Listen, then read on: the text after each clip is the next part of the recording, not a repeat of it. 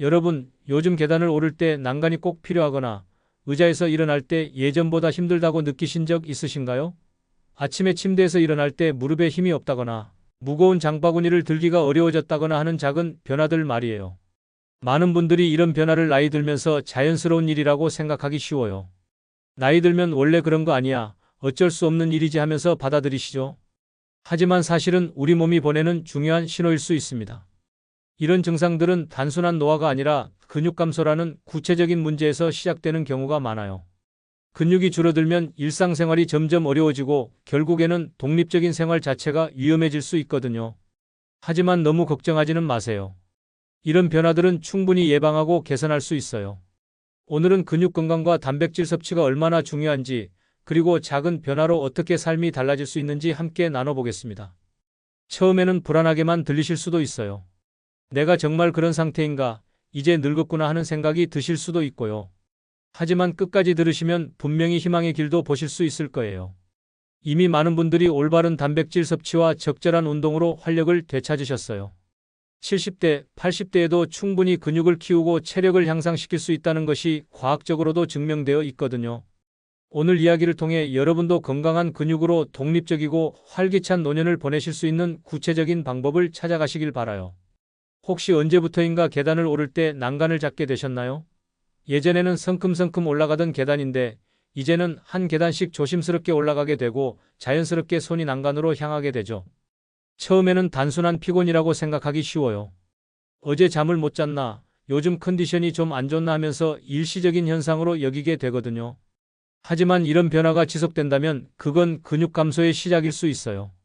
근육 감소는 생각보다 빠르게 진행돼요. 30대 이후로 매년 1%씩 근육량이 줄어들고 60대 이후로는 더 가속화되어서 매년 2%에서 3%까지 줄어들 수 있어요. 10년이면 20%에서 30%의 근육을 잃는 셈이죠. 문제는 근육이 줄어들면 단순히 힘이 약해지는 것만이 아니라는 점이에요. 균형 감각도 떨어지고 뼈도 약해지면서 낙상과 골절의 위험이 크게 높아져요. 한번 넘어지면 회복하는데 오랜 시간이 걸리고 그 사이에 더 많은 근육을 잃게 되는 악순환이 시작되죠. 이런 무서운 현실을 직접 경험하신 분이 계세요. 72세 김동수님의 이야기입니다. 그분은 평생 건강하게 지내오셨는데 70세를 넘어서면서부터 작은 변화들이 나타나기 시작했어요. 가장 먼저 느낀 변화는 의자에서 일어날 때였어요. 예전에는 자연스럽게 일어섰는데 이제는 팔걸이를 짚고 일어서게 되었고 일어서는 시간도 점점 길어졌어요. 처음에는 무릎이 좀 아픈가 보다 생각하셨죠? 두 번째 변화는 계단이었어요. 집이 2층이어서 매일 계단을 오르내리셨는데 어느 날부터 난간 없이는 불안해지기 시작했어요. 발을 헛디딜 것 같은 느낌이 들어서 자연스럽게 난간을 잡게 되었어요.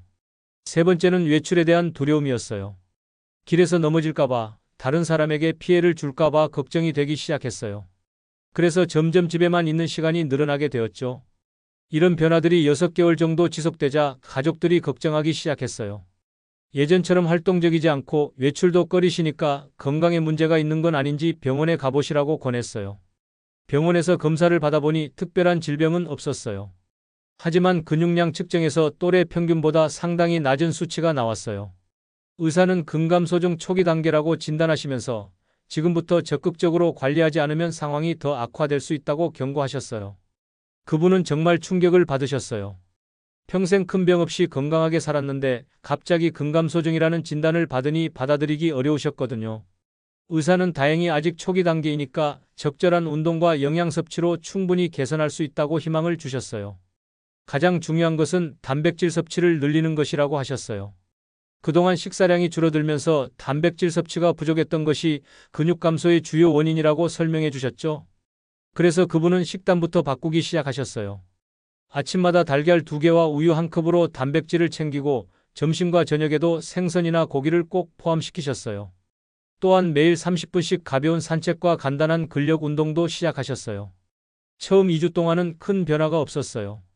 오히려 운동 후에 더 피곤해지는 것 같아서 이게 맞나 싶기도 하셨어요. 하지만 포기하지 않고 꾸준히 계속하셨어요. 3주째부터 작은 변화가 나타나기 시작했어요. 의자에서 일어날 때 예전보다 수월해진다는 느낌이 들었어요. 그리고 계단을 오를 때도 숨이 덜 찬다는 것을 느꼈죠. 한 달 후에는 정말 놀라운 변화가 있었어요. 난간을 잡지 않고도 계단을 오를 수 있게 된 거예요. 물론 아직 조심스럽긴 했지만 예전의 자신감이 조금씩 돌아오기 시작했어요. 3개월 후 재검사에서는 근육량이 15% 정도 증가해 있었어요. 의사도 이런 개선 속도에 놀라면서 현재 방법을 계속 유지하라고 격려해 주셨다고 해요. 6개월이 지난 지금은 컨디션이 완전히 달라지셨어요. 계단 오르기는 물론이고 외출에 대한 두려움도 사라졌어요. 오히려 적극적으로 밖으로 나가시려고 하시고 새로운 활동들에도 관심을 보이고 계세요. 그분이 깨달으신 가장 중요한 점은 조기 개입의 중요성이었어요. 처음에는 단순한 노화라고 생각하고 넘어갔다면 상황이 훨씬 악화되었을 것이라고 하시더라고요. 우리가 놓치기 쉬운 신호들을 빨리 알아차리고 대응하는 것이 정말 중요해요. 난간이 필요해졌다거나 의자에서 일어나기 힘들어졌다거나 하는 작은 변화들을 가볍게 넘기지 마세요. 이런 증상들은 근육이 보내는 SOS 신호일 수 있어요. 조기에 발견하고 적절히 대응하면 충분히 개선할 수 있지만 방치하면 돌이키기 어려운 상태가 될 수 있거든요. 오늘부터 허벅지 둘레를 측정해서 기록해 두세요. 그리고 의자에서 5번 일어나는데 걸리는 시간도 재어보시고요. 이런 간단한 측정만으로도 자신의 근육 상태를 객관적으로 파악할 수 있어요. 무엇보다 중요한 것은 아침마다 단백질 반찬을 꼭 챙기는 것입니다. 달걀, 생선, 두부, 요거트 같은 것들 중에서 하나라도 꼭 포함시키세요. 이런 작은 습관이 근육을 지키는 첫걸음이 될 거예요. 많은 분들이 근육을 단순히 움직임을 담당하는 기관 정도로 생각하세요. 팔다리를 움직이고 무거운 것을 들고 걷는 데 필요한 것 정도로만 인식하시죠. 하지만 근육의 역할은 그보다 훨씬 광범위하고 중요해요. 근육은 우리 몸의 적금과 같은 역할을 해요. 평소에는 단백질과 에너지를 저장해 두었다가 몸이 아프거나 회복이 필요할 때 이를 꺼내서 사용하는 저장고 역할을 하거든요. 감기에 걸렸을 때나 수술을 받았을 때, 상처가 났을 때 우리 몸이 빠르게 회복할 수 있는 것도 근육에 저장된 단백질 덕분이에요. 근육이 충분하면 면역력도 좋아지고 회복 속도도 빨라져요. 또한 근육은 혈당 조절에도 중요한 역할을 해요. 근육이 포도당을 사용하는 주요 기관이거든요. 근육량이 많으면 혈당 조절이 잘 되고 당뇨병 예방에도 도움이 돼요. 문제는 나이가 들수록 이 소중한 적금이 매년 줄어든다는 점이에요. 그리고 줄어드는 속도가 생각보다 빨라요. 30대부터 시작된 근육 감소는 60대 이후로는 더욱 가속화되어서 10년이면 상당한 양의 근육을 잃게 돼요. 이런 현실을 몸소 체험하신 분이 계세요. 68세 박미정님의 이야기입니다. 그분은 평생 몸이 튼튼하신 편이었는데 65세 무렵부터 작은 변화들을 느끼기 시작하셨어요. 가장 먼저 느낀 변화는 체력이었어요. 예전에는 하루 종일 활동해도 괜찮았는데 이제는 조금만 움직여도 쉽게 피곤해졌어요. 특히 걷는 시간이 급격히 줄어들어서 예전에는 1시간씩 산책하셨는데 이제는 10분도 채 걷지 못하게 되었어요. 두 번째 변화는 감기였어요. 한 번 감기에 걸리면 회복하는데 한 달 가까이 걸렸어요. 예전에는 일주일이면 나았는데 이제는 기침이 한 달씩 지속되고 전체적인 컨디션 회복도 더뎠어요. 세 번째는 작은 상처의 회복이었어요. 요리하다가 손가락을 베이거나 넘어져서 무릎이 까졌을 때 상처가 아무는 속도가 예전보다 훨씬 느려졌어요. 같은 상처라도 회복하는데 2~3배의 시간이 걸렸죠. 처음에는 나이가 들어서 그러려니 생각하셨어요. 나이 들면 원래 그런 거 아니야 하면서 당연하게 받아들이셨죠. 하지만 증상들이 점점 심해지면서 이상하다는 생각이 들기 시작했어요. 걱정이 되어서 건강검진을 받아보니 특별한 질병은 없었어요. 하지만 근육량 측정에서 또래 평균보다 상당히 낮은 수치가 나왔어요. 의사는 근육량 부족이 면역력 저하와 회복 지연의 주요 원인이라고 설명해 주셨어요. 근육이 단순히 움직임만 담당하는 게 아니라 면역과 회복을 위한 중요한 저장고 역할을 한다는 것을 그때 처음 알게 되셨어요.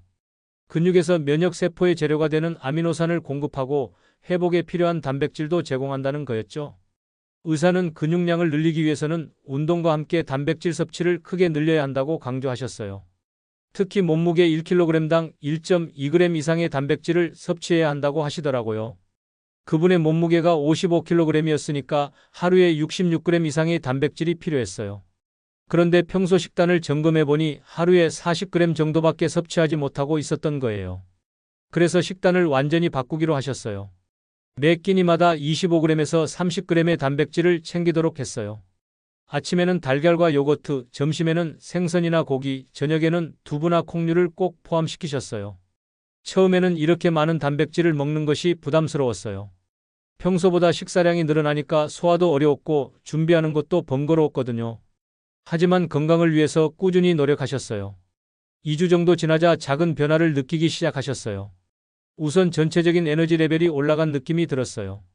오후에 찾아오던 극심한 피로감이 줄어들었고 밤에도 푹 잘 수 있게 되었어요. 3주 만에 정말 놀라운 변화가 일어났어요. 걷는 시간이 급격히 늘어난 거예요. 10분도 힘들어하던 산책이 이제는 40분까지 가능해졌어요. 중간에 쉬지 않고도 충분히 걸을 수 있게 되었죠. 한 달 후에는 더욱 극적인 변화가 있었어요. 작은 감기에 걸렸는데 예전 같으면 한 달은 고생했을 텐데 일주일 만에 완전히 회복된 거예요. 회복 속도가 확실히 빨라진 것을 직접 체험하게 되었죠. 3개월 후 근육량 재측정에서는 20% 가까이 증가해 있었어요. 의사도 이런 개선 속도에 깜짝 놀라면서 단백질 섭취의 중요성을 새삼 강조하셨다고 해요. 6개월이 지난 지금은 컨디션이 완전히 달라지셨어요. 감기도 잘 걸리지 않고 걸려도 빨리 회복되세요. 상처 회복 속도도 예전처럼 빨라졌고 전체적인 활력이 넘친다고 하시더라고요. 그분이 깨달으신 가장 중요한 점은 근육이 단순한 운동기관이 아니라 건강의 저장고라는 것이었어요. 근육이 충분하면 아프지도 않고 아파도 빨리 낫는다는 것을 몸소 체험하신 거죠. 또한 운동만으로는 부족하다는 점도 중요한 깨달음이었어요. 아무리 운동을 해도 재료인 단백질이 충분하지 않으면 근육이 만들어지지 않는다는 것을 알게 되셨어요. 근육은 우리 몸의 적금이에요. 젊었을 때부터 꾸준히 쌓아놔야 나이 들어서 써먹을 수 있어요. 하지만 늦었다고 포기할 필요는 없어요. 지금부터라도 적절한 단백질 섭취와 운동으로 충분히 근육 적금을 늘릴 수 있거든요. 오늘부터 몸무게의 1.1을 곱한 수치를 하루 단백질 목표로 잡아보세요. 60kg이시라면 72g, 70kg이시라면 84g이 목표예요. 매 끼니마다 25g에서 30g씩 나누어서 드시면 무리 없이 채우실 수 있을 거예요. 단백질하면 가장 먼저 떠오르는 음식이 계란이죠. 계란은 분명히 좋은 단백질 공급원이에요. 하지만 많은 분들이 계란에만 의존하시는 경우가 많아요. 계란 2개로 하루 단백질을 다 챙겼다고 생각하시는 분들이 계시는데 사실 계란 2개로는 한 끼 필요량도 채우기 부족해요. 계란 하나에는 약 6g의 단백질이 들어있어요. 2개를 드셔도 12g 정도밖에 안 되죠. 한 끼에 필요한 25g에서 30g에는 한참 모자라는 양이에요. 게다가 매일 계란만 먹다 보면 질릴 수도 있고 콜레스테롤 걱정도 되실 수 있어요. 그래서 오늘은 시니어분들에게 특히 좋은 5가지 단백질 식품을 소개해드릴게요. 첫 번째는 북어채예요. 북어는 말린 명태인데 수분이 빠지면서 단백질 함량이 크게 높아져요. 북어채 100g에는 약 80g의 단백질이 들어있어서 정말 효율적인 단백질 공급원이에요. 두 번째는 청국장 가루예요. 콩을 발효시켜 만든 청국장을 가루로 만든 건데 소화도 잘 되고 단백질 함량도 높아요. 한 큰술에 약 7g의 단백질이 들어있어서 요거트나 우유에 타서 드시면 좋아요.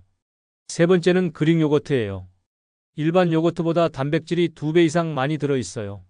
한 컵에 약 20g의 단백질이 들어있어서 아침 식사로 드시기에 딱 좋아요.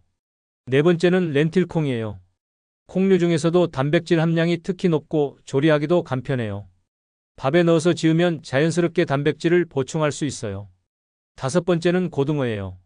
생선 중에서도 단백질이 풍부하고 오메가3도 함께 섭취할 수 있어서 일석이조예요. 구이, 조림, 찜 등 다양한 방법으로 조리할 수 있어서 활용도가 높아요. 이 5가지 음식의 놀라운 효과를 직접 경험하신 분이 계세요. 75세 오세라님의 이야기입니다.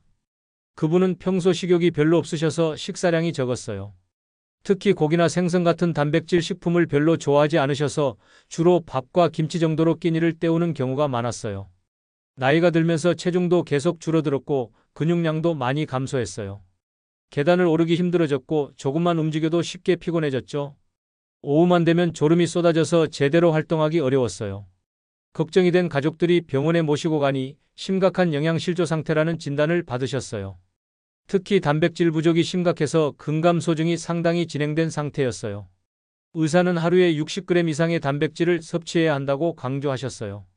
하지만 그분은 고기나 생선을 별로 좋아하지 않으셔서 어떻게 단백질을 채워야 할지 막막했어요. 영양사와 상담을 통해 그분에게 맞는 단백질 식품들을 찾게 되었어요. 첫 번째로 시도해본 것이 북어채 달걀국이었어요. 북어채를 우린 육수에 달걀을 풀어서 국을 끓이는 거였어요. 처음에는 북어 비린내 때문에 걱정했는데 생각보다 맛이 좋았어요. 국물도 시원하고 달걀까지 들어가니까 한 그릇에 20g 가까운 단백질을 섭취할 수 있었어요. 점심에는 고등어를 도전해 보기로 했어요. 고등어도 비린내 때문에 끓이셨는데 된장에 졸이니까 비린내도 줄어들고 맛도 좋아졌어요. 고등어 한 토막에 약 25g의 단백질이 들어있어서 점심 필요량을 충분히 채울 수 있었어요. 저녁에는 렌틸콩을 밥에 넣어서 지어 드시기 시작했어요. 렌틸콩은 다른 콩류와 달리 불리지 않아도 되고 밥과 함께 지으면 자연스럽게 섞여서 부담 없이 드실 수 있었어요. 간식으로는 그릭 요거트에 청국장 가루를 타서 드시기 시작했어요. 처음에는 청국장 냄새 때문에 걱정했는데 요거트와 섞으니까 냄새도 많이 줄어들고 고소한 맛이 났어요. 이렇게 5가지 단백질 식품을 일상 식단에 자연스럽게 섞어 넣으니까 하루 단백질 목표량을 무리 없이 채울 수 있게 되었어요. 무엇보다 소화에도 부담이 없었고 조리도 간편했어요. 2주 정도 지나자 첫 번째 변화가 나타났어요. 식욕이 좋아진 거예요. 예전에는 억지로 먹는 느낌이었는데 이제는 자연스럽게 배가 고프고 맛있게 드실 수 있게 되었어요. 4주 만에 정말 놀라운 변화가 일어났어요. 오후 졸음이 사라진 거예요. 예전에는 점심 먹고 나면 꼼짝 못하고 누워 있어야 했는데 이제는 오후에도 활발하게 활동할 수 있게 되었어요. 2달 후에는 체중도 3kg 정도 늘었고 근육량도 상당히 증가했어요. 계단 오르기가 훨씬 수월해졌고 전체적인 체력도 좋아졌어요. 6개월이 지난 지금은 컨디션이 완전히 달라지셨어요. 예전처럼 활기차게 하루를 보내실 수 있게 되었고 가족들도 그분의 변화에 놀라고 계세요. 그분이 깨달으신 중요한 점은 다양한 단백질 식품을 활용하는 것이었어요. 한 가지 음식에만 의존하지 않고 여러 가지를 골고루 섭취하니까 영양도 균형 있게 맞출 수 있었고 질리지도 않았어요. 또한 조리법도 중요했어요. 생선이나 콩류를 싫어하시는 분들도 조리법만 바꾸면 충분히 드실 수 있다는 것을 알게 되었어요. 여러분도 내일 장보기에는 꼭 이 5가지를 적어두세요. 북어채, 청국장 가루, 그릭 요거트, 렌틸콩, 고등어. 아침에는 요거트나 북어국으로, 점심에는 생선으로, 저녁에는 콩이나 북어로 루틴을 만들어 보세요. 처음에는 낯설 수 있지만 일주일 정도만 해보시면 자연스럽게 습관이 될 거예요. 그리고 분명히 몸의 변화를 느끼실 수 있을 거예요. 단백질 섭취에서 양만큼 중요한 것이 타이밍과 방식이에요. 같은 양의 단백질을 먹어도 언제, 어떻게 먹느냐에 따라 근육 합성 효과가 완전히 달라질 수 있거든요. 특히 시니어분들은 젊은 사람들보다 근육 합성이 어려워요. 이를 근합성 저항이라고 하는데 같은 양의 단백질을 먹어도 근육으로 만들어지는 효율이 떨어진다는 뜻이에요. 그래서 시니어는 한 끼에 최소 25g에서 30g의 단백질을 섭취해야 해요. 젊은 사람들은 15g에서 20g이면 충분하지만 나이가 들수록 더 많은 양이 필요한 거죠. 또한 타이밍도 중요해요. 운동 후 1시간에서 2시간 안에 단백질을 섭취하면 근육 합성 효과가 배가 돼요. 이 시간을 골든타임이라고 부르는데 이때를 놓치면 운동 효과가 크게 줄어들어요. 조리 방법도 신경 써야 해요. 나이가 들수록 소화 기능이 떨어지기 때문에 단백질을 부드럽게 조리해서 드시는 것이 좋아요. 구이보다는 찜, 국, 죽처럼 수분이 많은 조리법을 선택하시는 게 소화에 도움이 돼요. 이런 타이밍과 방식의 중요성을 깨달으신 분이 계세요. 73세 나경숙님의 이야기입니다. 그분은 건강에 관심이 많으셔서 매일 운동도 하시고 단백질 섭취에도 신경 쓰고 계셨어요. 그런데 이상하게 효과를 못 느끼셨어요. 분명히 운동도 하고 단백질도 먹는데 근력이 늘지 않고 체력도 별로 좋아지지 않았어요. 운동 후에는 오히려 더 피곤해지는 것 같았고요. 문제는 타이밍과 방식에 있었어요. 그분은 아침 일찍 운동을 하시고 단백질은 저녁에 몰아서 드시는 패턴이었어요. 운동과 단백질 섭취 사이에 10시간 이상의 간격이 있었던 거죠. 또한 고기를 주로 구워서 드셨는데 나이가 들면서 소화가 어려워져서 제대로 흡수되지 못하고 있었어요. 심지어 소화불량 때문에 속이 불편한 날이 많았어요. 영양 상담을 받으면서 이런 문제점들을 발견하게 되었어요. 상담사는 운동 후 2시간 안에 단백질을 섭취하고 조리법도 부드럽게 바꾸라고 조언해 주셨어요. 그래서 운동 시간을 오후로 바꾸시고 운동 후에는 바로 단백질이 풍부한 간식을 드시기 시작했어요. 주로 북어국이나 달걀찜 같은 부드러운 음식들로 선택하셨어요. 또한 구이 대신 찜이나 국 위주로 조리법을 바꾸셨어요. 고등어도 구이 대신 찜으로 만들어 드시고 고기도 국으로 끓여서 드시기 시작했어요.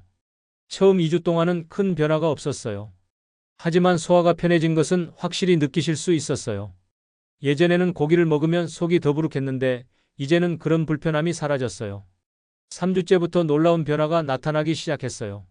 의자에서 일어나는 속도가 빨라진 거예요.